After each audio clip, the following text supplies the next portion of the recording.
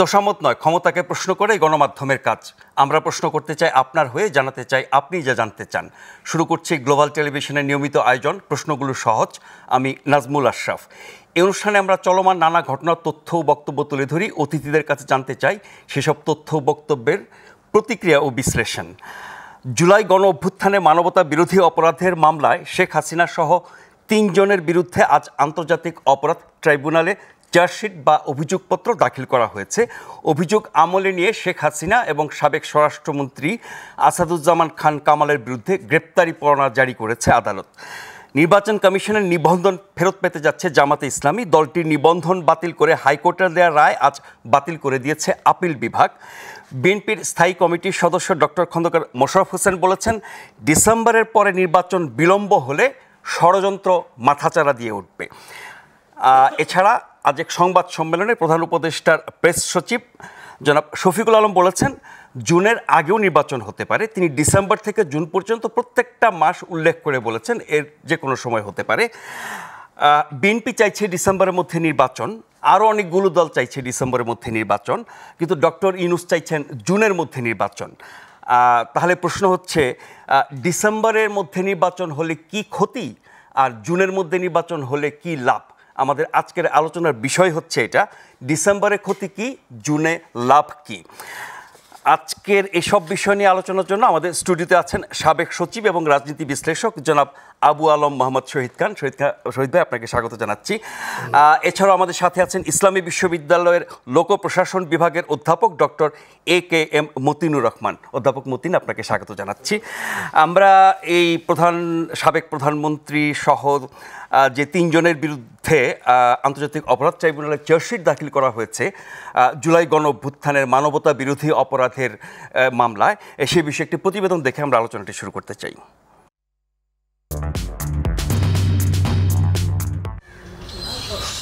রোববার আন্তর্জাতিক অপরাধ ট্রাইব্যুনালে ফরমাল চার্জ দাখিলের মাধ্যমে শুনানিতে উঠে আসে জুলাই আগস্ট ছাত্র জনতার আন্দোলন দমনে নৃশংস পরিকল্পনার কথা। এ সময় সাবেক প্রধানমন্ত্রী শেখ হাসিনার গ্যাং অফ 4-এর কথা তুলে ধরেন প্রসিকিউশন। শুনানিতে প্রসিকিউশন বলেন, ওবায়দুল কাদের, আনিসুল হক, সালমান এফ রহমান ও আসাদুজ্জামান খান কামালের পরিকল্পনায় হয়েছে গুম, খুন ও ধরপাকড়। তারা শেখ হাসিনাকে ক্ষমতা ছাড়তে নিরুৎসাহিত করেন এবং সেনা পুলিশ সমন্বয়ে আন্দোলন দমনের পরিকল্পনা নেন। রোববারের এই পুরো শুনানি সরাসরি সম্প্রচার হয় টেলিভিশন ও ইউটিউব, ফেসবুকে, যা ছিল দেশের বিচার বিভাগের ইতিহাসে প্রথম। ফলে ট্রাইব্যুনালের এই বিচার প্রক্রিয়া দেখার সুযোগ পায় পুরো বিশ্ব। যারা এই আন্দোলনের চোখ, হাত, পা কিংবা এদিন শুনানিতে চিফ প্রসিকিউটর বলেন, এই আদালত এমন একটি সময়ের সাক্ষ্য বহন করছে যা ইতিহাসে দলিল হয়ে থাকবে। বলেন, বিচার হোক নিরপেক্ষ, প্রমাণ নির্ভর ও ন্যায় ভিত্তিক। আমরা বলেছি এই বিচার হবে আবেগ শূন্য, প্রমাণ নির্ভর, তথ্য নির্ভর, নিরপেক্ষ এবং ন্যায় বিচার। সেটি এনশিওর করার জন্য আমরা দেশবাসীর এবং সংশ্লিষ্ট সকল পক্ষের সহযোগিতা কামনা করি এবং বাংলাদেশ যে নতুন করে পুনরুজ্জীবনের স্বপ্ন দেখছে, এই বিচার শেষ হওয়ার মাধ্যমে সেই পুনরুজ্জীবনের স্বপ্ন বাস্তবায়ন হবে বলে আমরা বিশ্বাস করি। চিফ প্রসিকিউটর জানান, পলাতক শেখ হাসিনা ও আসাদুজ্জামান খান কামালের বিরুদ্ধে জারি করা হয়েছে গ্রেফতারি পরোয়ানা, আর চৌধুরী আব্দুল্লাহ আল মামুন কারাগারে আছেন। এই বিচার অতীতের প্রতিশোধ নয়, এটি ভবিষ্যতের জন্য প্রতিজ্ঞা বলেও জানান তিনি। যে আজকে বাংলাদেশে জুলাই এবং আগস্ট বিপ্লব চলাকালীন সময় সংগঠিত মানবতা বিরোধী অপরাধের দায়ে আসামি শেখ হাসিনা, আসামি আসাদুজ্জামান খান কামাল, আসামি চৌধুরী আব্দুল্লাহ আল মামুনের বিরুদ্ধে মানবতা বিরোধী অপরাধের দায়ে অপরাধকে আমলে গ্রহণ করা হয়েছে। যে এই বিচার কোনো প্রতিশোধের জন্য নয়, এটা হচ্ছে ভবিষ্যতের জন্য একটা প্রতিজ্ঞা এবং আগামী প্রজন্মকে নিরাপদ একটি বাংলাদেশ উপহার দেয়া। শুনানি শেষে আনুষ্ঠানিক তদন্ত প্রতিবেদন আমলে নিয়ে পরবর্তী শুনানি 16 জুন ধার্য করেন ট্রাইব্যুনাল। সেদিন শেখ হাসিনা ও আসাদুজ্জামান খান কামালকে গ্রেফতার করে হাজির করারও নির্দেশ দিয়েছে ট্রাইব্যুনাল। আলাউদ্দিন আল আজাদ, গ্লোবাল টেলিভিশন, ঢাকা। জনাব আবু আলম মোহাম্মদ শহীদ খান, 10 মাস পর মাত্র একটি মামলায় চার্জশিট দেখলাম আমরা। তাহলে এত সব মামলা পুরো প্রক্রিয়া শেষ করে কবে নাগাদ সেসব বিচার শেষ হবে বা রায় কার্যকর করা হবে? বাংলাদেশে বড় বড় মামলা যেগুলো ঐতিহাসিক ঘটনার সাথে সংশ্লিষ্ট, রাজনীতির সাথে সংশ্লিষ্ট, রাষ্ট্রের বিভিন্ন বিষয় সম্পর্কিত এবং পট পরিবর্তন সম্পর্কিত, সেসব মামলার যে ইতিহাস আমাদের জানা আছে সেই আলোকে যদি বলতেন। মামলার যিনি প্রসিকিউটর তিনি তো বললেন যে এই মামলাতে হবে একেবারে নিরপেক্ষ, ন্যায্য বিচার করা হবে এবং প্রমাণ ভিত্তিক করা হবে। সো এটা তো সময় লাগবে। ধরেন আমরা একটা উদাহরণ যদি চিন্তা করি যে এটি মাজহারুল ইসলাম, উনি খালাস পেয়েছেন মৃত্যুদণ্ডের রায় থেকে। ওনাকে গ্রেপ্তার করা হয়েছিল 12 সালে। তো 12 সাল থেকে 13 বছর লাগছে এই যে এই প্রক্রিয়ার মধ্যে। সো ওইটাতে মনে হয় আপনি উত্তর পাবেন। এবং এরকম অনেক মামলা আছে যেগুলোতে 10, 12, 15, 20 বছরও লাগতে পারে। তো এই প্রমাণ, আদালতে যাওয়া, বিচারিক প্রক্রিয়া শেষ হওয়া এবং ন্যায় বিচার নিশ্চিত করা তথ্য প্রমাণের ভিত্তিতে, তারপরে তো আরও স্টেপস আছে। আপনি আপিল করতে পারবেন, আপনি শুনানি হাইকোর্টে যাবেন আপিল করার জন্য, সুপ্রিম কোর্টে যাবেন, তারপরে রিভিউ করতে পারবেন। সো এই বিচারিক প্রক্রিয়া একটা সময়ের ব্যাপার এবং বিচার পুরো প্রক্রিয়াটাকে শেষ করতে হবে। শেষ করলেই আপনি একজনকে তখন শাস্তিটা কার্যকর করতে পারবেন। সুতরাং এখানে সময় লাগবে। তো যারা ওই যে বিচার সংস্কার এবং নির্বাচন এই সিরিয়ালে কথা বলেন, তাদের জন্য এখন একটা মেসেজ হলো যে বিচার শুরু হয়ে গেছে, বিচার শেষ করতে পারবেন না। কারণ তাদের ওই যে ডক্টর ইউনূসের যদি ডিসেম্বর থেকে জুন, সেটা নিয়ে আমরা নিশ্চয়ই পরে আলাপ করব। বাট ওই সময়ও যদি নির্বাচন হয়, তার আগে তো ওই সিরিয়ালে বিচারটা শেষ হবে না। এই মামলা শুরু হয়ে গেছে। তো সুতরাং এখন আপনি সিরিয়াল চেঞ্জ করতে পারেন। তাদের এই দাবি পূরণ হয়ে গেছে, ধরতে হবে। ওই ফাঁসিতে না ঝুলানো পর্যন্ত নির্বাচন হবে না। শুরু হলেই নির্বাচন সেটা বলছে না, তারা বিচার দৃশ্যমান, বিচার শেষ হওয়া, ফাঁসিতে ঝুলানো না। এটা তো তাহলে 12, 14, 15 বছর, 20 বছর অপেক্ষা করতে হবে। জাতি ওই পর্যন্ত অপেক্ষা করতে নিশ্চয়ই রাজি না এবং ডক্টর ইউনূসও রাজি নন, কেন উনি ডিসেম্বর থেকে জুনের মধ্যে নির্বাচন করতে চান। সুতরাং তাদেরকে এখন বিচার প্রক্রিয়া শুরু হয়েছে, এইটুক নিয়েই সন্তুষ্ট থাকতে হবে। এবং আগামী 1 বছরে কটা মামলার কতটুকু অগ্রগতি হয় সেটি আমরা দেখব। সেটা দেখতে তো অসুবিধা নেই। এখন মামলা যারা অভিযুক্ত, আজকে যাদের বিরুদ্ধে অভিযোগপত্র দেওয়া হলো, তাদের গ্রেপ্তার করে আদালতে হাজির করার নির্দেশ দেওয়া হয়েছে পরবর্তী শুনানিতে 16 তারিখে। আসামিরা তো সব পলাতক, শীর্ষ পর্যায়ে যত আসামি, তাদেরকে ফিরিয়ে এনে এই বিচার প্রক্রিয়াতে যুক্ত করা কতটা সম্ভব হবে? আমরা জানি যে তারা কোন কোন দেশে কিভাবে আছেন। অনেকের রাজনৈতিক আশ্রয় আছে, অনেকের বিদেশি নাগরিকত্ব আছে, অনেকে এমন সব দেশে আছে সেসব দেশ দিতে চাইবে না। শেখ হাসিনা থেকে শুরু করে আওয়ামী লীগ সরকারের শীর্ষ পর্যায়ের ব্যক্তিদের ফিরিয়ে আনা কতটা সম্ভব এবং সেটা কত বছর লাগতে পারে? এটা প্রায় অসম্ভব মনে করতে পারেন আপনি। বিগ চ্যালেঞ্জ, ফিরিয়ে আনা যাবে না এরকম না, বাট এটা প্রায় অসম্ভব। ওটার জন্য আরেকটা প্রমাণ দিতে হবে এখন, যে আপনি বঙ্গবন্ধুর হত্যার সাথে যুক্ত কতিপয় ব্যক্তির আপনি বিচার করছেন না। এখনো তো আপনি কানাডা থেকে এখন একজন আছেন ওখানে যার মৃত্যুদণ্ড হয়েছে, তাকে আমরা ফেরত আনতে পারিনি। সো ওইটাও 10-12 বছর চলে গেছে। তো সুতরাং এগুলো মানে বোঝার চেষ্টা করতে হবে। আপনি ভারতে মনে করেন বেশ কিছু ক্রিমিনালের, সন্ত্রাসীদের ওরা ফাঁসি টাসি দিয়ে রাখছে, ওরাও তাদের ওই সন্ত্রাসীদেরকে ফেরত নিতে পারে না পাকিস্তান থেকে, অথবা ওই যে কোথায় থাকে, মধ্যপ্রাচ্যের কোন দেশে থাকে। তো এই যে ফেরত আনা, এই ব্যাপারটা খুবই কঠিন, চ্যালেঞ্জিং, প্রায় অসম্ভব। আমরা বাংলাদেশের ইতিহাসে প্রথমবারের মতো দেখলাম যে একটি বিচার প্রক্রিয়া সরাসরি সম্প্রচার করা হয়েছে।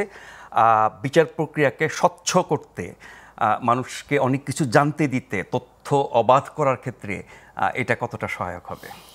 এটা একটা খুব ভালো পদক্ষেপ এবং নতুন, তো এটা আমাদেরকে দেখতে হবে যে আমরা যে এই যে প্রক্রিয়াটাকে আমরা টেলিভিশনে প্রচার করতেছি, আমরা কতটা প্রচার করব, মানে কতদিন পর্যন্ত প্রচার করব।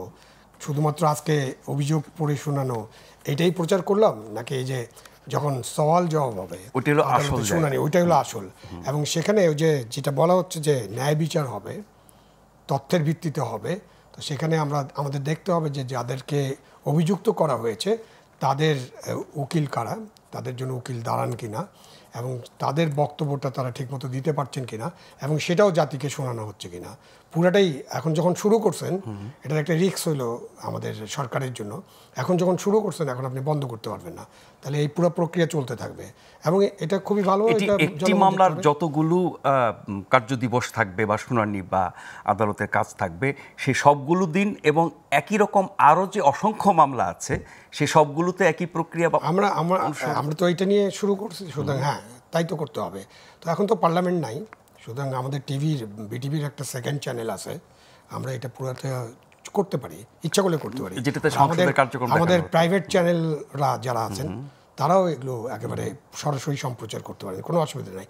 আমাদের অ্যাবিলিটি আছে, আমাদের সদিচ্ছা ঠিক আছে কিনা, আমাদের সততা আছে কিনা। সুতরাং আপনি কতটুকু শোনাবেন তারপরে বাকিটা শোনাবেন না, এরকম যদি করেন তাহলে এই ড্রামার কোনো মানে তখন এটা ড্রামা মনে হবে। আমি চাই যে প্রক্রিয়া শুরু হয়েছে সেই প্রক্রিয়া চালু থাকুক এবং এটাকে যেন কেউ কোনোদিন ড্রামা বলতে না পারে। জি, ডক্টর মতিনুর রহমান, বিচার শুরু হওয়া নিয়ে, বিচার বিলম্বিত হওয়া নিয়ে আমরা অনেক কথা শুনেছি। আবার প্রসিকিউশনের পক্ষ থেকে বলা হয়েছে যে এগুলো অনেক দীর্ঘ প্রক্রিয়া, আইনি প্রক্রিয়া, সূক্ষ্মভাবে দেখার বিষয় আছে, ন্যায় বিচার নিশ্চিত করার বিষয় আছে, সেই কারণে সময় লেগেছে। 10 মাসে একটি মামলার এই পর্যায়ে এসেছে।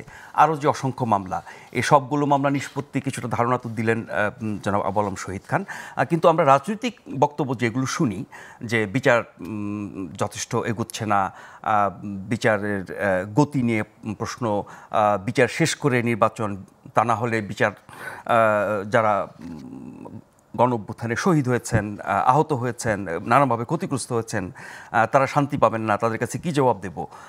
এই 10 মাস পরে একটি মামলার চার্জশিট, এই অগ্রগতি নিয়ে আর যে প্রত্যাশার কথা আমরা বললাম, বিভিন্ন পক্ষ থেকে বলা হয়, দুটো মিলিয়ে একজন নাগরিক হিসেবে, একজন বিশ্ববিদ্যালয় শিক্ষক হিসেবে আপনি কতটা সন্তুষ্ট? ধন্যবাদ আপনাকে আশরাফ ভাই, এবং সেই সাথে শহীদ ভাইকেও ধন্যবাদ। শহীদ ভাই অলরেডি বলেছেন অনেক কথা, যে কথাগুলো আমি রিপিট করতে চাচ্ছি না, ওনার সাথে আমি একমত। এখানে আমার সংযোজনে আছে কিছু, সেটি হচ্ছে আপনি প্রথমে বলেছেন যে বিচার নিঃসন্দেহে একটা চ্যালেঞ্জিং বিষয়, কারণ একটা বিচারের কার্যক্রম শুরু হয়েছে বিগত 10 মাসে। এটি অনেক আগে শুরু হওয়া উচিত ছিল বলে আমি নাগরিক হিসেবে মনে করি।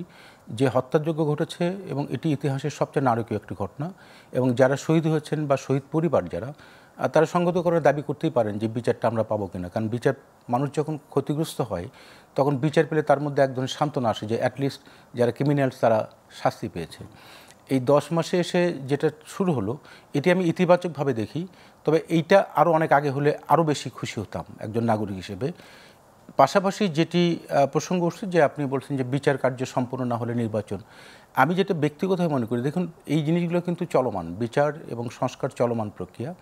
এটি কালকে যদি আপনি বিচার সবগুলো নিশ্চিত করেন তাহলে বিচারটি স্বাভাবিকভাবে সম্পূর্ণ হবে না, এটা স্বাভাবিক ধরে নেওয়া হয়, এবং সেটি নিয়ে ভবিষ্যতে অনেকগুলো প্রশ্ন আসবে।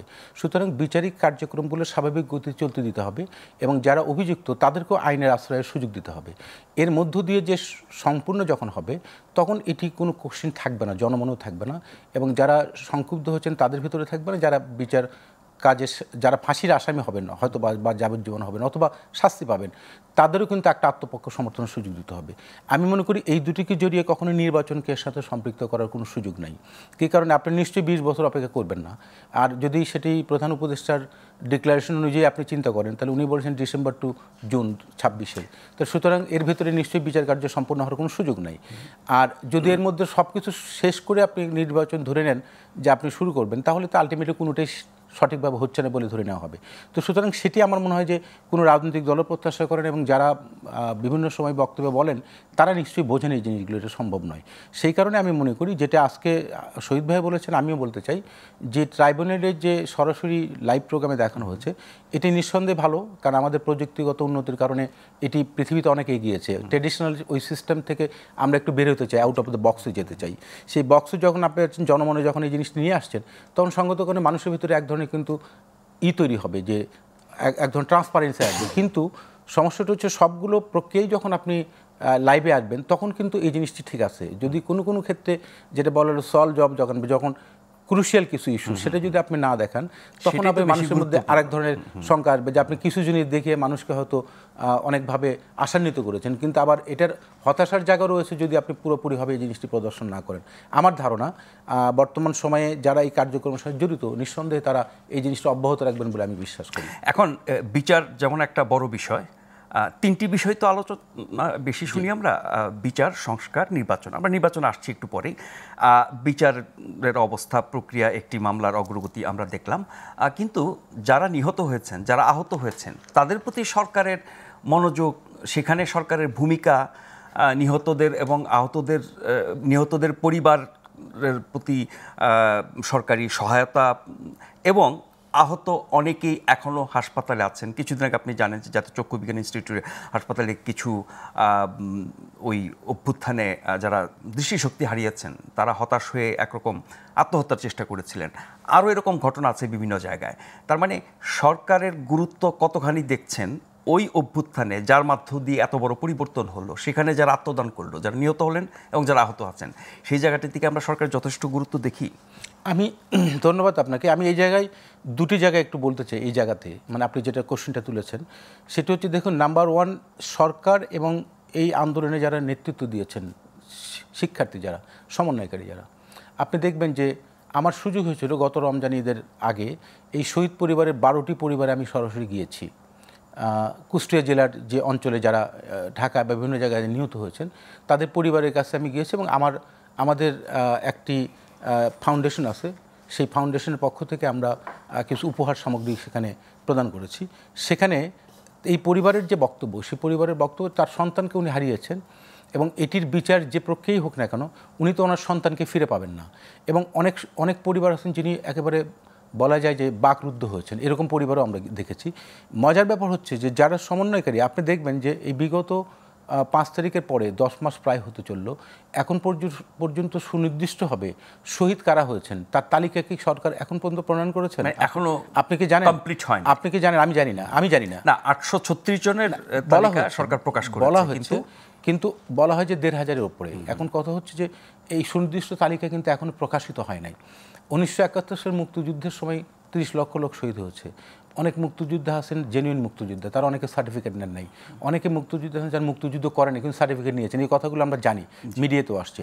এখন সেটি তো ধরেন 71 সালের ঘটনা, 2025-24 সাল তো 71 না।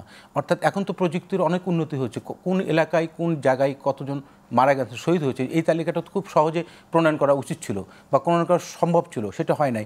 আমার যেটা মনে হয় যে সরকার এই যারা নিহত হয়েছেন, শহীদ হয়েছেন, পঙ্গু হয়েছেন বা এখনও যারা অসুস্থ রয়েছেন তাদের প্রতি সমন্বয়কারী ইভেন গভর্নমেন্ট খুব বেশি আন্তরিক, এটা আমার কাছে মনে হয় নাই। যদি হতো তাহলে আমি তালিকা এখন আমরা স্পষ্ট দেখতে পারতাম যে একটা সুনির্দিষ্ট তালিকা আসছেন, যারা শহীদ হয়েছেন, যারা পঙ্গুত্ব বরণ করেছেন, যারা চোখ হারিয়েছেন, যাদের ফ্যামিলি বিভিন্নভাবে হয়তো ওই ফ্যামিলির একমাত্র পর্যক্ষম ব্যক্তি ছিলেন, উনি আজকে পৃথিবীতে নাই, এই ফ্যামিলিরও পুরো চিত্র আমরা জানি না।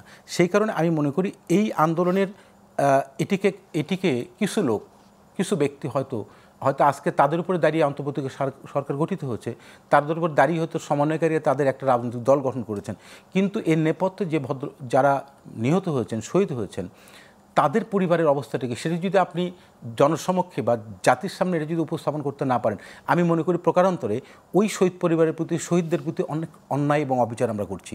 আমার মনে হয় যে এই জায়গাতে আমি খুব আশার আলো দেখি না এবং সেক্ষেত্রে আমরা বেশি বড় করে সেখান থেকে সরকারের নজর সরে যাওয়া, আমি বেশি বড় করে নিয়ে আসছি, সেটি হচ্ছে বিচার। আমি ধরে নিলাম বিচার কার্যটি যদি আপনার তাৎক্ষণিকভাবে শুরু হতো অথবা 2 মাস 3 মাস পরে হতো, তাও একটা আশার জায়গা থাকতো যে না, পরিবারগুলো বুঝতে পারছে বিচার কার্যক্রম শুরু হবে।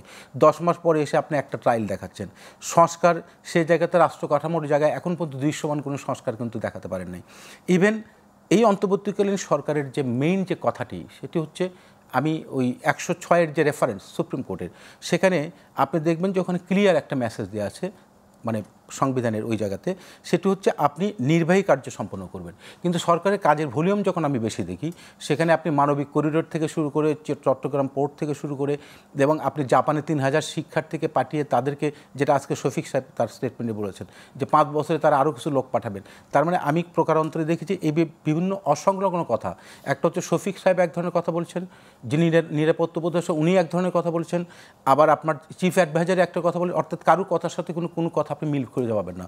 ফলে হচ্ছে কি, আমরা আসলে কোন জায়গাতে যাচ্ছি, কোন লক্ষ্যে আমরা পৌঁছতেছি, 5ই অগাস্টের যে সুনির্দিষ্ট লক্ষ্য, সেই লক্ষ্যতে আমরা আসি কিনা সেটি নিয়ে আমার ব্যক্তিগতভাবে যত। আপনি 106-এর রেফারেন্সের কথা বলছিলেন, সেই রেফারেন্সে নির্বাহী কার্যক্রমের কথা বলা হচ্ছে, কিন্তু সেই রেফারেন্স কিভাবে পাওয়া গেল, তখন আপিল বিভাগের বিচারপতিরা কোথায় ছিলেন, স্বাক্ষর কীভাবে নেওয়া হলো, সেই প্রশ্ন এর মধ্যে উঠেছে।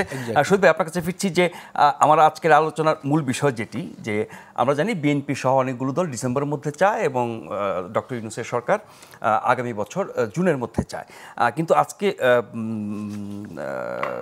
কি বলে প্রেস সেক্রেটারি তিনি সংবাদ সম্মেলনে বলেছেন যে আমি যদি ওনাকে সরাসরি কোট করি, তিনি বলেছেন যে নির্বাচন আগেও হতে পারে, মানে আগামী বছর জুনের আগেও হতে পারে, 30শে জুন মানে এর বেশি যাবে না, এর মধ্যে এটা ডিসেম্বরে হতে পারে, জানুয়ারিতে হতে পারে, ফেব্রুয়ারিতে হতে পারে, মার্চেও হতে পারে, এপ্রিলে হতে পারে, মে মাসে হতে পারে, জুনে হতে পারে, জুনের 30-এর পরে যাবে না। তার মানে তিনি ডিসেম্বর থেকে জুন পর্যন্ত প্রত্যেকটা মাসেই হতে পারে বলে একটা সম্ভাবনার কথা বলছেন। তাহলে এই 6 মাসের ব্যবধান, ডিসেম্বর এবং জুনের যে বিতর্ক, সেখান থেকে কি আমরা কোনো ভিন্ন বার্তা পেলাম যে এই 6 মাসের মধ্যে অন্যান্য মাসেও হতে পারে? যদিও মধ্যে বলতে তাই বোঝায়, কিন্তু এর অনেকগুলো মাস আছে যেগুলো নির্বাচনের উপযোগী না। না, উনি সব মাসের কথাই যেহেতু বলছেন, তাহলে সরকার ভাবতে পারে এইভাবে যে কোনো মাসে নির্বাচন হতে পারে। তো এখন আমরা মাসগুলোকে একটু পর্যালোচনা যদি করি, উনি তো ওনার মতো করে পর্যালোচনা করেছেন এবং জনগণ জানে যে এই মাসগুলোতে কী অবস্থা। আপনার রমজান শুরু হবে 16-17 ফেব্রুয়ারি। সো রমজান শুরু হলে তো রমজান মাসে কোনো নির্বাচনের রেকর্ড নাই এবং এটা করা সম্ভব না।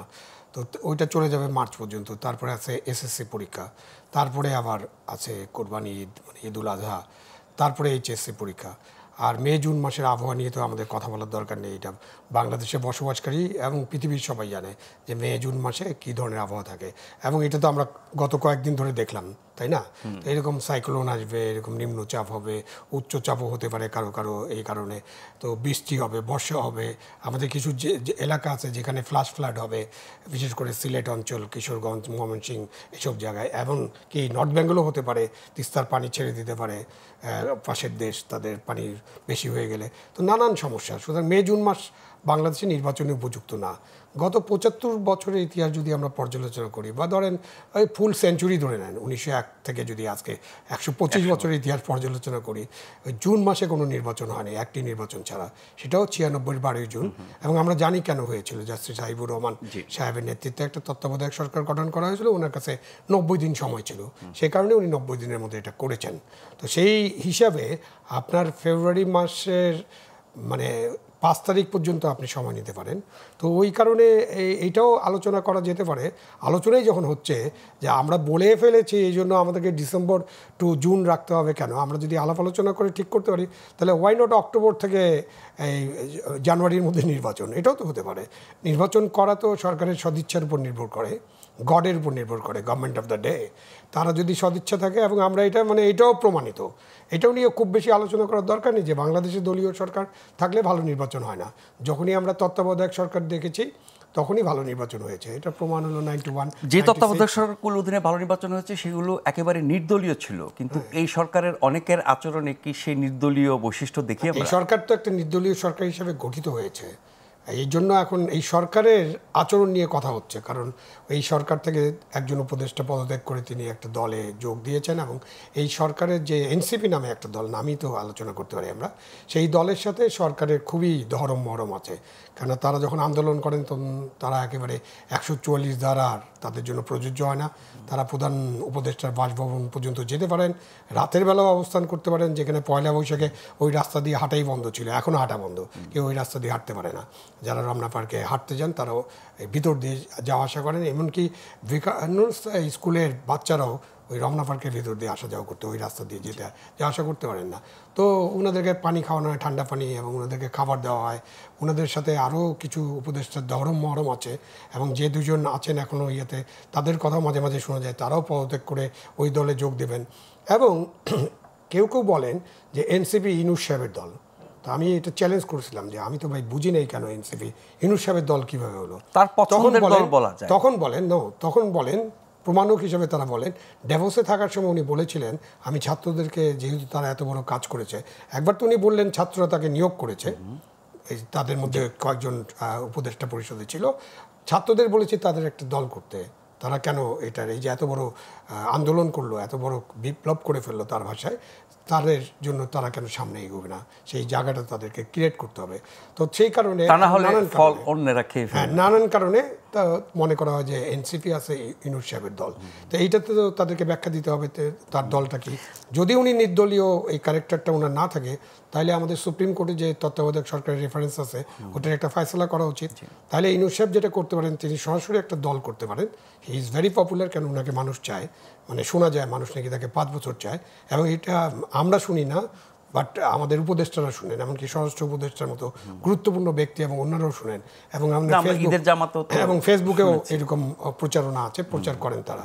সুতরাং উনি এই দলের নেতৃত্ব নিতে পারেন এবং উনি সহ সেক্ষেত্রে তো তার পক্ষে আর সরকারে থাকা সম্ভব না, নির্বাচনে যেতে পারেন, তত্ত্বাবধায়ক সরকার দিতে পারেন, দিয়ে নির্বাচনে যেতে পারেন, এবং একটা কম্পিটিটিভ নির্বাচন হোক না দেশের জনগণ ডিসাইড করুক যে তার কাকে পছন্দ করে, যাকে পছন্দ করবে তারাই দায়িত্ব নেবেন এবং 5 বছর দায়িত্ব পালন করবেন। এবং আমি মনে করি নাগরিক হিসাবে যে তত্ত্বাবধায়ক সরকার ব্যবস্থাটা যে বাতিল করেছিল শেখ হাসিনা, ওখান থেকে কিন্তু সব সংকটের শুরু এবং ফ্যাসিবাদের শুরু। সুতরাং এই তত্ত্বাবধায়ক সরকার আপনি আগামী 5টা নির্বাচনের জন্য কোর্টের রায় নিয়ে আপনি ফাইনাল করে ফেলেন, থাকুক 5টা নির্বাচন হোক না, হয়তো একটা প্রাতিষ্ঠানিক রূপ পেয়ে যাবে নির্বাচন ব্যবস্থা। আমরা একটা ছোট্ট বিরতি নিয়ে ফিরে আসছি, আমরা এই আলোচনা চালিয়ে যাব, আশা করছি ফিরে এসে আপনাদেরকে সাথে পাবো।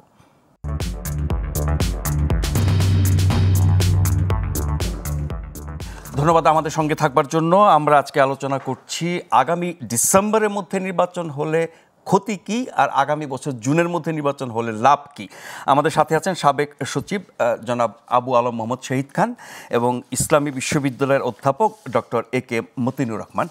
ডক্টর মতিনুর রহমান, আপনার কাছে জানতে চাই যে কথাটা বলছিলাম আমাদের আলোচ্য বিষয়, যে ডিসেম্বরের মধ্যে নির্বাচন বিএনপি সহ অনেকে চাইছে, এতে লাভ কি, আর জুনের মধ্যে যদি হয় তাহলে ক্ষতি কি, বা উল্টাটাও বলা যায় ডিসেম্বরের মধ্যে হলে যারা চায় না সরকার সহ তাদের ক্ষতিটা কি, আর জুনে হলে তাদের লাভটা কি? ধন্যবাদ রাজুল ভাই আপনাকে। আবারও আমি আপনার এই প্রশ্নের জবাবের আগে শফিক সাহেবের একটা স্টেটমেন্ট আপনি বলছিলেন যে উনি মাস ধরে বলেছেন, মানে জানুয়ারি ফেব্রুয়ারি মার্চ ডিসেম্বর থেকে জুন পর্যন্ত, মে জুন অনেকগুলো।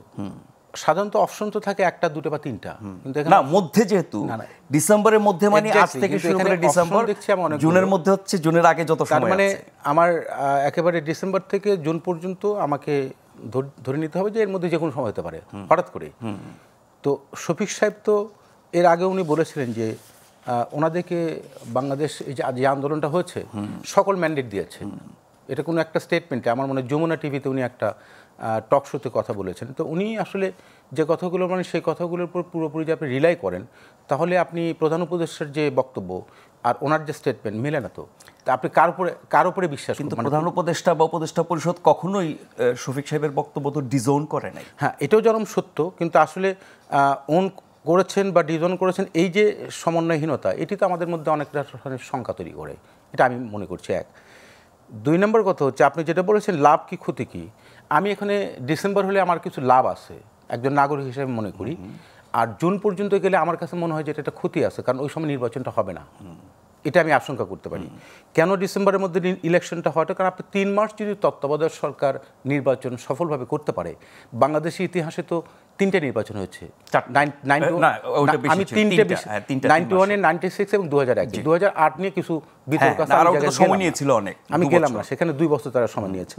তাহলে 3টে নির্বাচনে রাজনৈতিক দলগুলো সন্তুষ্ট হয় নাই, কেউ বলছে সূক্ষ্ম কারচুপি, কেউ বলছে স্থূল কারচুপি। জনগণ কিন্তু বলেছে যে আমরা সন্তুষ্ট। তার মানে জনগণ যারা ভোট দেয়, ভোটার যারা, তো এই 3 মাসে যদি সেটি সফল হতে পারে, তাহলে আপনি 10 মাসের পরে এসে আবার টাইম বাড়াচ্ছেন জুন পর্যন্ত, এবং জুনেও যে আপনি ঠিক থাকবেন এটা তো আমি আশঙ্কা করতে পারি না। কেন পারি না? 2-1টা ব্যাখ্যা দিচ্ছি আপনাকে। সেক্ষেত্রে আমি মনে করি ডিসেম্বর এবং জুনে টাইম দিয়েছেন কিন্তু প্রধান উপদেষ্টা নিজে, এবং ডিসেম্বরের উপর বেশি গুরুত্ব দিয়েছেন। যখন বিএনপি জনাব তারেক রহমান বললেন যে ডিসেম্বরে নির্বাচন হবে এবং ডিসেম্বরে হতে হবে, তার জাস্ট 1 দিন বা 2 দিন পরে প্রধান উপদেষ্টা জাপানে গিয়েছেন, সেখানে কিন্তু উনি বলছেন জুনে নির্বাচন হবে। তার মানে আবার জুনটাকে বেশি এমফাসিস দেওয়া হচ্ছে, একটা সময় ডিসেম্বরকে দেওয়া হচ্ছে। এখন প্রশ্ন হচ্ছে যে এই জায়গায় কিন্তু সংখ্যা একজন নাগরিক হিসেবে আমার রয়েছে। আমি মনে করি যে আপনি দেখেন যেটা শহীদ ভাই বলেছেন যে 1996 সালে একটা নির্বাচন হচ্ছে, এই জুনের নির্বাচন, যেটি একটা কম্পালশন ছিল, কিন্তু এর আগে পিছিয়ে কিন্তু কোনো নির্বাচনটা হয় নাই। সেক্ষেত্রে জুনে নির্বাচন হওয়ার সম্ভাবনা খুবই কম।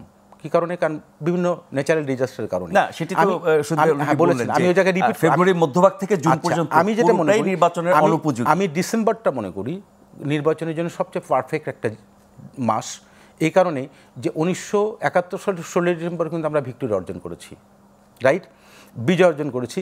আমরা মনে করি 5ই অগাস্টের যে আপনার বিপ্লবের যে সফলতা, ওটা যদি ডিসেম্বরে যে রাজনৈতিক দলই রাষ্ট্র ক্ষমতা আসুক না কেন, আরেকটি ভিক্টরি, দুটো ভিক্টরি কিন্তু তৈরি হতে পারে, যে ডিসেম্বর 2025-এর। এখানে একটা জিনিস আপনি দেখেন, ডিসেম্বরের বিজয় বা ইতিহাস তো অনেক রাজনৈতিক দলের জন্য পীড়াদায়ক। আচ্ছা, সেক্ষেত্রে আমি ওই জায়গা থেকে আসতে চাচ্ছিলাম, আজকে ডিসেম্বরে বা নির্বাচন যারা চান না, এরকম ন্যারেটিভ আমরা দেখেছি সামাজিক যোগাযোগ মাধ্যমে। আমার কাছে যেটা মনে হয়, যারা নির্বাচনটি চান না, তারা, আমরা যদি দৃশ্যপটে দেখি, তাহলে নির্বাচন হওয়ার পরে একটা দল যখন রাষ্ট্র ক্ষমতায় এসে রাষ্ট্রীয় কার্যক্রমের সাথে যতটা সম্পৃক্ত হন, নির্বাচন ছাড়া যদি আপনি সম্পৃক্ত হওয়ার সুযোগ পান, তাহলে ওই রাজনৈতিক দল বা ওই গোষ্ঠীগুলো তারা নির্বাচনের প্রতি এতটা গুরুত্ব দিবেন কেন? আমার কাছে যেটা মনে হয়, দেখুন এখানে একটা জিনিস বলে নেওয়া ভালো, বিএনপি একমাত্র দল নির্বাচন চাচ্ছেন, যেটা কিন্তু প্রধান উপদেষ্টা জাপানে বলেছেন। না, এরপরে বিভিন্ন পত্রিকায় খবর বের হয়েছে 52-53 এমনকি শতাধিক, কিন্তু সেটা তো পরের কথা। কিন্তু উনি তো বলেছেন যে একটি দল নির্বাচন চান। না, এটি যে মিথ্যাচার সেটা প্রমাণিত হয়েছে। আমি সেই জায়গাতে কথা বলছি। তাহলে এই কথাটি কি সত্য বলেছেন উনি? বলেন নাই তো। কেন বলেন নাই? কারণ আমার কাছে মনে হয় ডিসেম্বরে নির্বাচন চান না একটি মাত্র দল, এবং সেটি হচ্ছে নতুন যে দলটি গঠন হচ্ছে এনসিপি। এটি ঘুরিয়ে আমি বলতে চাই, কারণ ডিসেম্বরের সকল রাজনৈতিক দল, বিশেষ করে 53 রাজনৈতিক দল নির্বাচন চান, এর পরদিন পত্রিকায় নিউজ আসছে সব ন্যাশনাল ডেইলিতে। তার মানে 53 দল চান, সেখানে হয়তো বৃহৎ রাজনৈতিক দল হিসেবে বিএনপি এই জায়গাতে এমফাসিস দিয়েছে। বিএনপি বিগত 27 তারিখে জনাব তারেক রহমান যে স্টেটমেন্টে দিয়েছেন, এই ভাষায় আমার কাছে মনে হয় নাই এই 10 মাসের আগে উনি কখনো বলেছেন। তার মানে একটা বৃহৎ রাজনৈতিক দল হিসেবে এই সরকারকে কিন্তু তারা প্রথম থেকেই সমর্থন জানিয়েছেন, এবং তারা এটাও বলেছেন যে এই সরকার যদি ব্যর্থ হয় তাহলে আলটিমেটলি বাংলাদেশ ব্যর্থ হবে, সুতরাং এই সরকারকে ব্যর্থ করা যাবে না, এটাকে সফল করতে হবে। ডে 1 থেকে তারা সমর্থন জানিয়েছে। কিন্তু আপনি কি দেখছেন, এই দলটাকে নিয়ে কিন্তু বিভিন্ন ধরনের নেগেটিভ তৈরি হয়েছে সোশ্যাল মিডিয়াতে, এবং এনসিপি যে রাজনৈতিক দল নতুন গঠিত হয়েছে তারাও কিন্তু বলেছেন একই মুদ্রার এপিটোপি। তার মানে ওই যে মুজিববাদ এবং জিয়াবাদ, এই শব্দটি আমি কখনোই শুনি নাই, এই রিসেন্টলি শুনলাম।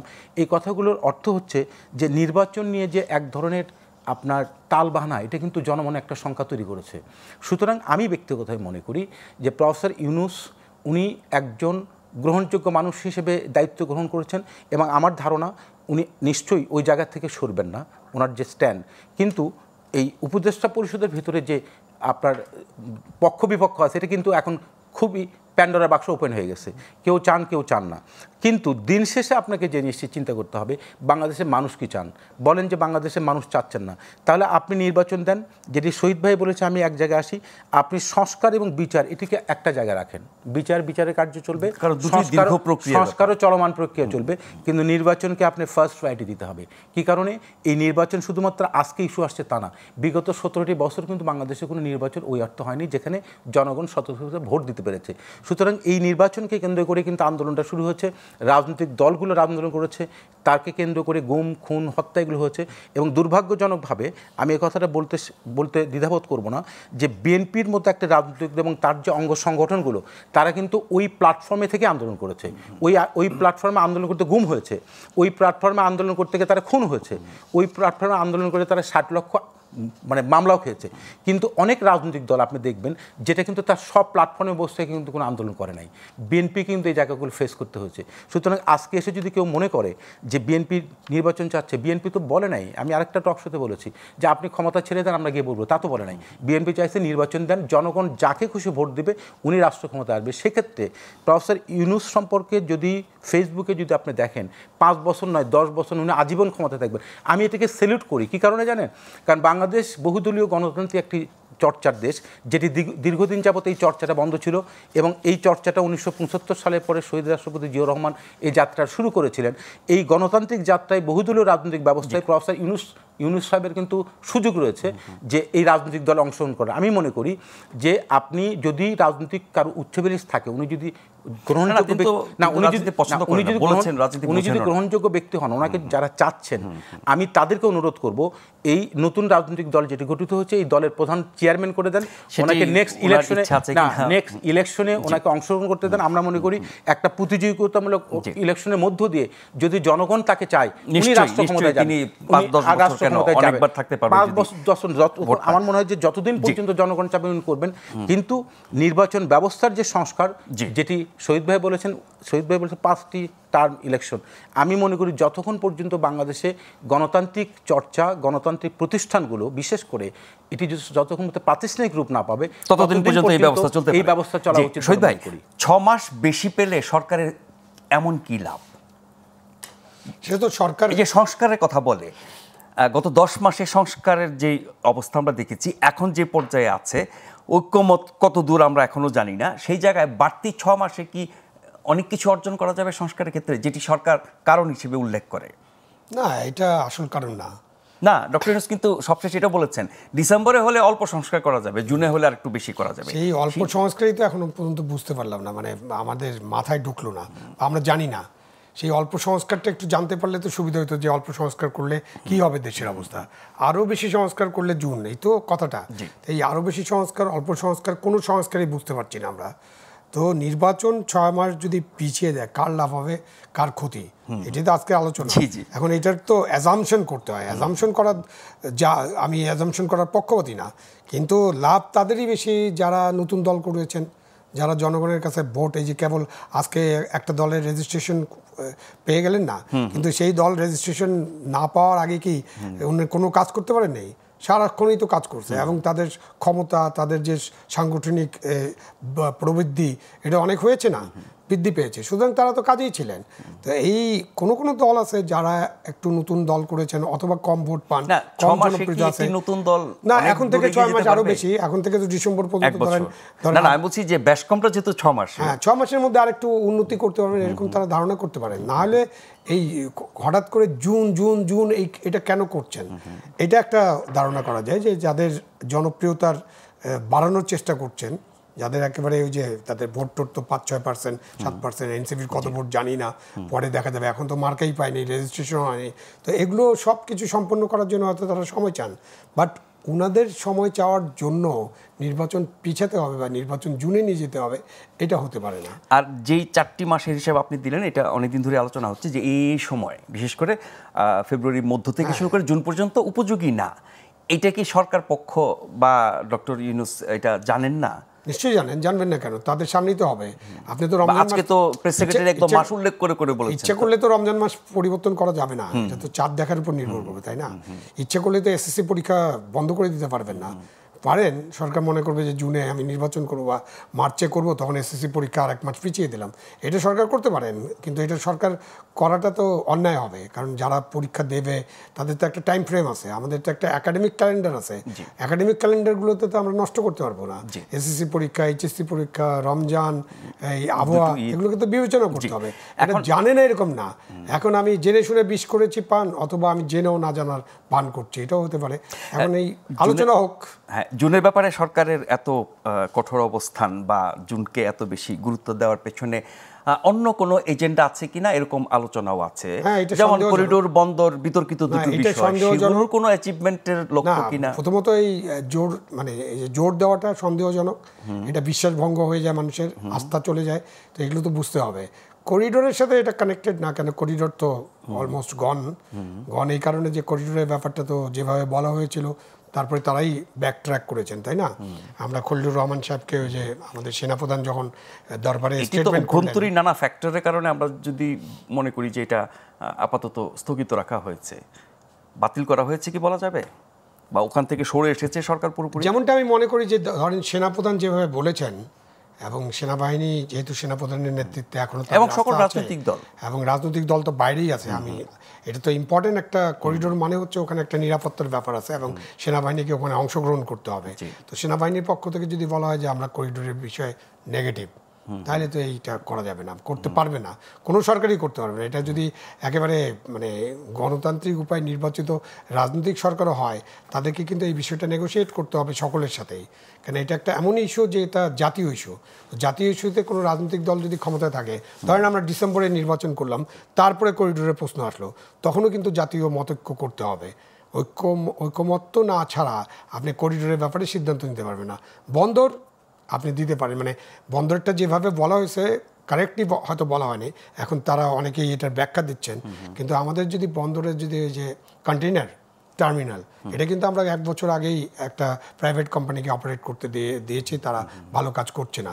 সুতরাং ওই প্রাইভেট কোম্পানিকে চেঞ্জ করে নতুন ভালো কম্পিটিটিভ প্রাইভেট কোম্পানি আনা, ওটা একটা আলাদা জিনিস। কিন্তু যেভাবে কথাটা বলা হয়েছে ক্যান্ডিডেটলি, সেইভাবে মনে হয় রেসপন্সটা এসছে, রিয়াকশন আসছে, কেন আপনি দিতে হবে, তারপরে যদি কেউ রাজি না হয় তাদের উপরে জোর খাটাতে হবে, এইভাবে বলাটা মনে হয় ঠিক হয়নি। বাট বন্দর নিয়ে আলোচনা হতে পারে, প্রত্যেকটা জিনিস আলোচনা করতে হবে।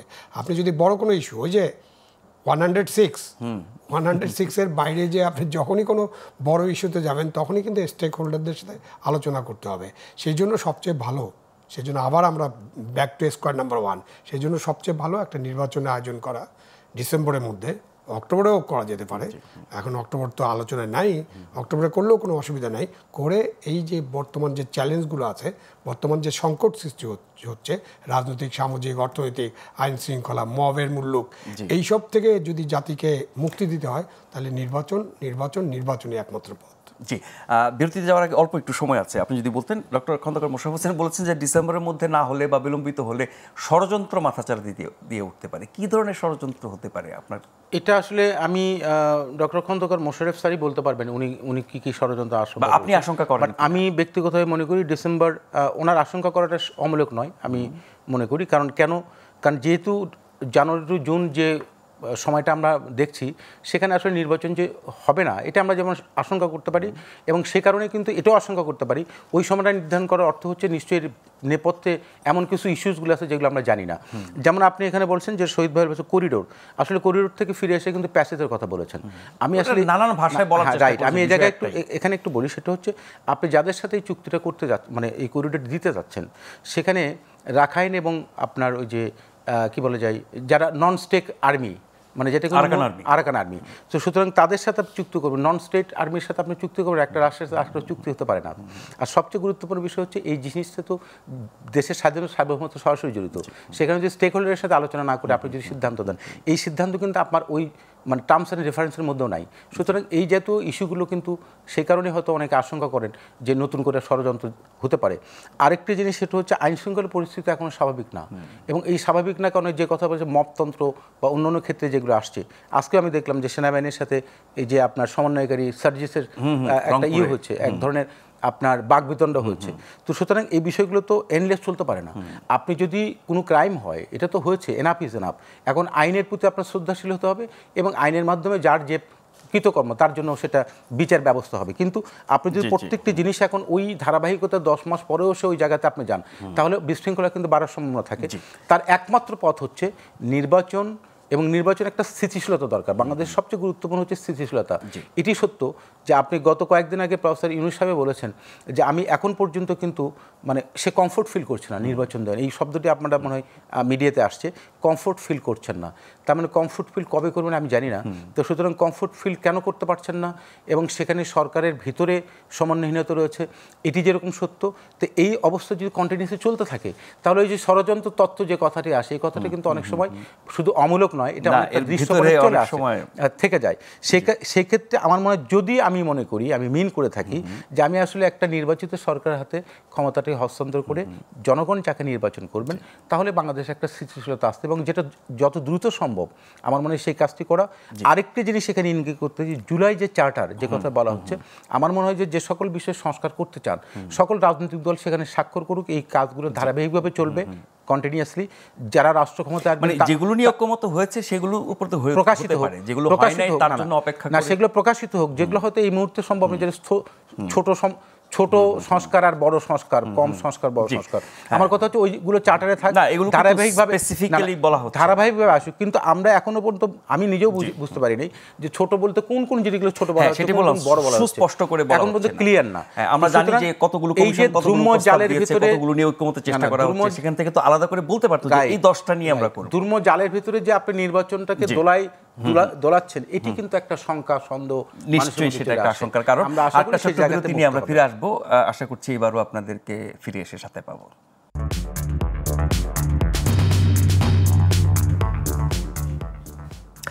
ধন্যবাদ আরও একবার। আপনারা দেখছেন প্রশ্নগুলো সহজ গ্লোবাল টেলিভিশন। আমাদের আজকের অতিথি জনাব আবু আলম মোহাম্মদ শহীদ খান এবং ডক্টর মতিনুর রহমান। শহীদ ভাই, প্রায় শেষ পর্যায়ে চলে এসেছি। আপনি জানেন যে আগামীকাল আরেক দফা বৈঠক ডেকেছেন ডক্টর ইউনূস। যিনি ঐক্যমত্য কমিশনের প্রধান, এবং ঐক্যমত্য কমিশনের মাধ্যমে সব দলের সাথে ধারাবাহিক আলোচনা একটা পর্ব শেষ হয়েছে। সেই পর্ব তিনি উদ্বোধন করেছিলেন। দ্বিতীয় পর্ব আগামীকাল তিনি উদ্বোধন করবেন, বিএনপির সাথে বৈঠক করবেন। বিএনপি এই বৈঠক নিয়ে এর মধ্যে কিছু প্রতিক্রিয়া দিয়েছে। তারা বলতে চাচ্ছে সব আনুষ্ঠানিকতার মধ্যেই সব কিছু আটকে আছে। বিএনপির সাথে যেই বৈরিতা যদি নির্বাচন প্রশ্নে বলি, তাতে করে কেউ কেউ এরকমও বলছেন যে বিএনপির তো উচিত না ডক্টর ইউনূস ডাকলে যমুনায় যাওয়া, ওনাদের কথাই শোনে না, অপমান করে, যার পদত্যাগ চায় তাকে পাশে বসে রেখে কী ধরনের বার্তা দেয়। তো এই বৈঠক আরেক দফা হতে যাচ্ছে, ঐক্যমত্য কমিশন আরেক দফা আগাবে, এবং ঐক্যমতের যে চেষ্টা আমরা এখন পর্যন্ত যা দেখেছি অনেকগুলো বিষয় একমত আছে, কিন্তু মৌলিক যে বিষয়গুলোতে কোনো একমত নাই। 3 মাসের জায়গায় 6 মাস, 6 মাসের জায়গায় 12 মাস হলে কি ঐক্যমত হয়ে যাবে? না, জোর করে তো আপনি ঐক্যমত্য করতে পারবেন না, এটা তো জোরের বিষয় না। এখন যার যার দল আছে, যেসব দল আছে রাজনৈতিক দল, তাদের নিজস্ব দৃষ্টিভঙ্গি আছে। তারা দেশটা তো একসময় তারা পরিচালনা করেছেন। বেগম খালেদা জিয়া কিন্তু 4 বার প্রধানমন্ত্রী হয়েছিলেন, সুতরাং 3 বার প্রধানমন্ত্রী হয়েছিলেন, এবং তার দল একসময় রাষ্ট্র পরিচালনা করছে। সুতরাং তাদের দলে এইসব বোঝার লোক নেই, বা তারা কিছু বুঝেন না, এরকম যারা ভাবনা করেন তাদের সাথে আমি নাই, মানে তাদের সেই ভাবনাটাকে আমার সমর্থন করার কোনো কারণ নেই। আপনি ঐক্যমত্য কমিশনের বৈঠক বলেন, আর যে বৈঠকে ক্রাইসিসের সময় 2 বার যে বৈঠক, তো এই 2 বৈঠকে বলেন, সেই বৈঠকগুলোতে আসলে তেমন কোনো আলোচনা হয় না। এবং এক একজন যদি কালকে 15টা পার্টি যায়, 20টা পার্টি যায়, আর 1 ঘন্টার বৈঠক হয়, এক দল হিসাবে এক একজন 3 মিনিট করে সময় পাবেন। 3 মিনিটের মধ্যে কি আলোচনা করবেন? লাস্টে আলোচনা, সেই আলোচনায় একটা ড্রয়িং রুম আলোচনার মতো আলোচনা হয়েছে এবং এই আলোচনাগুলো থেকে তো আমরা কোনো ফলাফল দেখতে পাচ্ছি না। আলাপ আলোচনার প্রতি একটা ফলাফল হতে হবে। যদি কালকে ঐক্যমত্য কমিশনের বৈঠক হয়, যে ফলাফলটা কি? ধরেন কালকে আপনার 4টা আইটেম নিয়ে কথা বলেন, 5টা আইটেম নিয়ে কথা বলেন যে এই আইটেমে এই আলোচনা হয়েছে, এই আলোচনায় আমরা ঐক্যমত্য হতে পারি নাই, এই আইটেম সম্পর্কে আমরা ঐক্যমত্য হয়েছে। যেমন একটা জিনিস দেখলাম যে বহুত্ববাদ, যেটা খুবই ভালোভাবে প্রচার করা হয়েছিল, যে এই যে বিশাল আন্দোলন, এই বিশাল আন্দোলন নাকি বহুত্ববাদের জন্য হয়েছে, সেকুলারিজমের জন্য হয়নি।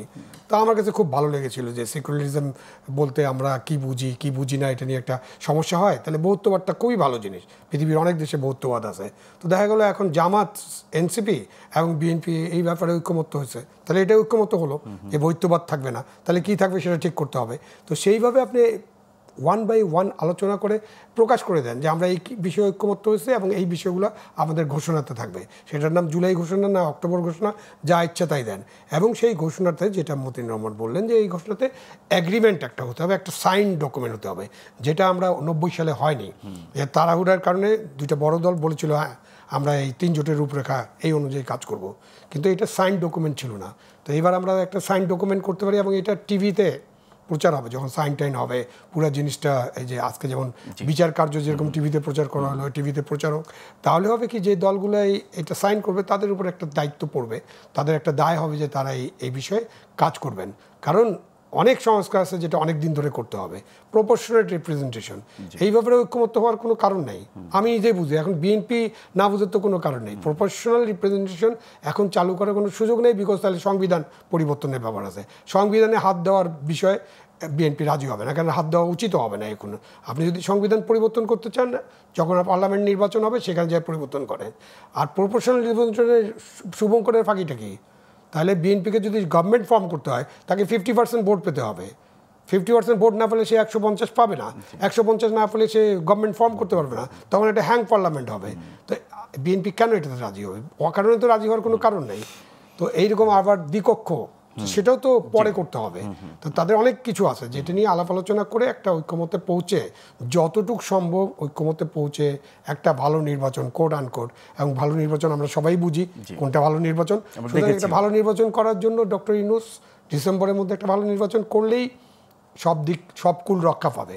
উনি খুবই ভদ্রলোক মানুষ, খুবই ক্যান্ডিড কথা বলেন, খোলা মনের মানুষ, নোবেল বিজয়ী। ওনাকে আমরা খুবই শ্রদ্ধা করি, সবাই শ্রদ্ধা করেন, এবং এই জন্যই তো ওনাকে দায়িত্ব নেওয়ার জন্য আহ্বান জানানো হয়েছিল। উনি যেন ওনার সুনাম নিয়ে ফিরে যেতে পারেন, এমন যেন না হয় যে উনি একটা চ্যালেঞ্জের মধ্যে পড়লেন এবং ওনার সুনামটা নষ্ট হলো। আমরা কেউ চাই না ডক্টর ইউনূসের সুনাম নষ্ট। এবং ডক্টর খন্দকার মোশাররফ হোসেন আজকে এই কথাটাও বলেছেন যে ডিসেম্বরের মধ্যে নির্বাচন দিয়ে বিদায় নিলে এটা খুব সম্মানজনক হবে ডক্টর ইউনূসের জন্য। একদম শেষ পর্যায়ে চলেছি ডক্টর মতিনুর রহমান। ঐক্যমত যে জায়গাগুলোতে হয়েছে সেটা আমরা জানি, কোথায় হয়নি সেটি জানি, তারপরে দফায় দফায় আলোচনা করলে কি যেখানে অনৈক্য আছে সেটার মধ্যে ঐক্য হওয়া সম্ভব? আচ্ছা, ধন্যবাদ। এখানে বৈঠক আপনি একটা নয়, আপনি যদি প্রতিদিন 4টে করে বৈঠকও করেন, যদি সেখান থেকে পজিটিভ আউটপুট না আসে তাহলে এই বৈঠক তো মিনিংলেস। এটা কেন মিনিংলেস? বৈঠকের ভেতরে যদি আপনার হিডেন এজেন্ডা থাকে যে আমি এই জিনিসগুলোকে মানে মূলত অনুমোদন করাতে চাই, তো এখন প্রত্যেকটি রাজনৈতিক দলের একটা ম্যানিফেস্টো আছে, তার একটা ইডিওলজি আছে, সুতরাং তারও তো স্টেক হোল্ডারের দিকে বিবেচনা করতে হয়। যারা রাষ্ট্র ক্ষমতায় ছিলেন বা ভবিষ্যতে যারা যাবেন নিশ্চয়ই তারা এই বিষয়টি বিবেচনা করবেন। আমি মনে করি যে দেখুন, এখানে সবচেয়ে বড় সংস্কার হওয়া উচিত, যে জায়গায় ঐক্যমতে আসা হচ্ছে সবারই, সেটি হচ্ছে যে গণতন্ত্র এবং জনগণের যে ক্ষমতায়ন, অর্থাৎ জনগণের যে ভোট, এই ভোট দেওয়ার সুযোগ দেন, জনগণ প্রার্থী নির্বাচন করে পার্লামেন্টে পাঠাক এবং একটা স্বচ্ছ নির্বাচন হোক। দেখবেন যে অটোমেটিক্যালি অনেক প্রবলেম সলভ হবেন, কারণ এই কাজটি বন্ধ ছিল বিধায় কিন্তু ফ্যাসিস্টের জন্ম হয়েছে। সুতরাং এটি যদি ধারাবাহিকভাবে চলতে থাকে, প্রত্যেকটি মানুষ যদি তার গণতন্ত্রায়নের ক্ষেত্রে তার অধিকারগুলো পায়, তাহলে কিন্তু অটোমেটিক অনেক কিছু সমাধান আমরা দেখতে পাবো। এখানে আমার কাছে যেটা মনে হয়, যেটা ঐক্যমত অনেক, যেটা একটা বিষয় তো শহীদ ভাই উল্লেখ করলেন, আমি ওইটা রিপিট করতে চাই না, সব বিষয়ে সব রাজনৈতিক দল একমত হবেন না, কিন্তু যে বিষয়ে একমত হবেন সেগুলোকে আপনি প্রকাশ করেন, যেগুলো একমত হচ্ছে না চার্টার হিসেবে স্বাক্ষর করেন। ধারাবাহিকভাবে এটা চলমান প্রক্রিয়া হতেই থাকবে। কিন্তু আমি দিন শেষের যে কথাটি বলতে চাই, জুলাই আগস্টের যে ইস্যুটা, ঘটনাটা, যে ত্যাগটা, এটি কিন্তু সকল রাজনৈতিক দল, গণতান্ত্রিক সকল রাজনৈতিক দলের একটা ঐক্যমত আসা উচিত যে অতি দ্রুত নির্বাচন, সেটা ডিসেম্বরে। এবং ডিসেম্বরটা কেন বারবার বলা হচ্ছে, এটা কিন্তু ডিক্লারেশন বাই দ্য গভর্নমেন্ট, অর্থাৎ প্রফেসর ইউনূস সাহেব কিন্তু ঘোষণা দিয়েছেন ডিসেম্বরে ইলেকশন হবে এবং অল্প সংখ্যক করে সংস্কার করে। আমি মনে করি এই জায়গাতে গভর্নমেন্টের ঘোষণাটাই অব্যাহত থাকুক। এখানে রাজনৈতিক দল কিন্তু দাবি করেন যে আপনি অক্টোবরে নির্বাচন দেন অথবা আপনি জুনে নির্বাচন দেন। সুতরাং সেটিকে আমার মনে হয় ঐক্যমত আসা উচিত, কারণ 6 মাস আপনি বাড়ালেই খুব বেশি যে আপনি কিছু উদ্ধার করতে বাড়ালে হিসেবে 2 মাস বাড়তি পাওয়া যায়, এক্স্যাক্টলি। 1.5 মাস। ফলে যেটা হবে কি, একটা সংকট তৈরি হবে রাজনৈতিক দল ভার্সাস গভর্নমেন্টের কাছে। আমরা মনে করি না যে এই সংকটটা তৈরি নতুন করে হোক, আমরা চাই একটা স্থিতিশীলতা এবং একটা সুন্দর নির্বাচন, যার মধ্য দিয়ে মূলত আমরা আসলে একটি গণতান্ত্রিক যাত্রার দিকে আমরা যেতে চাই। এবং সেই গণতান্ত্রিকতার ধারাবাহিকতা যত চলবে তত বেশি সমস্যাগুলো কমে আসবে। অনেক ধন্যবাদ ডক্টর মতিনুর রহমান, অনেক ধন্যবাদ জানাই আবু আলম মোহাম্মদ শাহিদ খান। আপনারা যারা দেখছেন প্রত্যেককে ধন্যবাদ জানিয়ে আজকের মতো শেষ করছি। অনুষ্ঠানটি পুনঃপ্রচার হবে আগামীকাল সকাল 7টায়, আর এই অনুষ্ঠানে ফিরে আসবো আগামীকাল রাত 9টায়। সে পর্যন্ত সবাই ভালো থাকবেন। শুভরাত্রি।